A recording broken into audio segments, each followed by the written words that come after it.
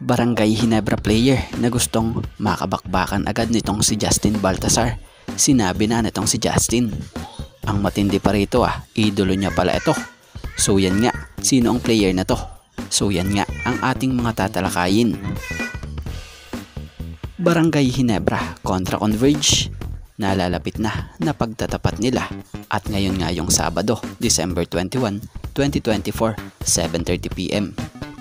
So speaking of Converge na makakaharap ng Ginebra, may isang player nga rito na former number 1 overall pick sa nakaraang rookie draft ng PBA na si Justin Baltasar ang excited makaharap ang isa sa player ng Barangay Ginebra na si Japet Aguilar, na sa ngayon mukhang medyo malabo pa pag nagkataon, lalo na ngayong Sabado, dahil kung matatandaan nyo una nang nabalita na may iniindang injury si Japet na kung saan nagtamo nga ito ng groin strain sa dying moments nung nakaraang Ginebra game kontra Eastern.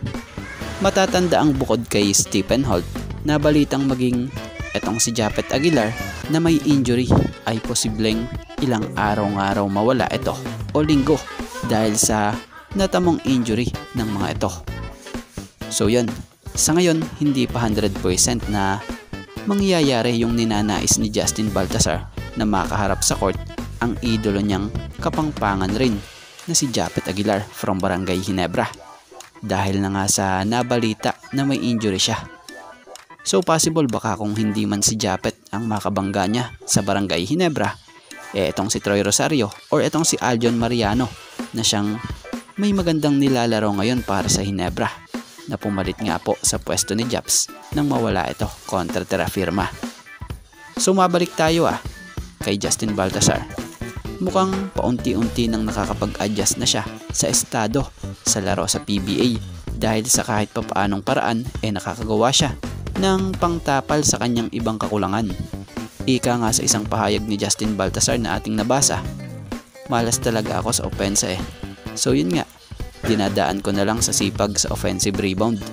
Dagdag pa nga nito, medyo sinaswerte naman ako ngayon sa offensive rebound. Basta ako ready ko lang sarili ko. Hindi naman kailangang kumbaga makitang gilas ako. Trabaho lang kung ano man. Yung role ko dito sa team namin, yun ang gagawin ko.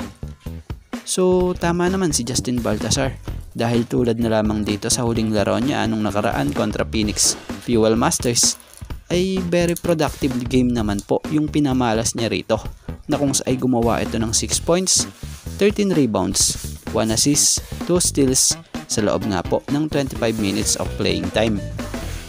So yan, sa ngayon ito nga lang po muna ang ating sports pasada, and thank you for watching guys, and God bless everyone.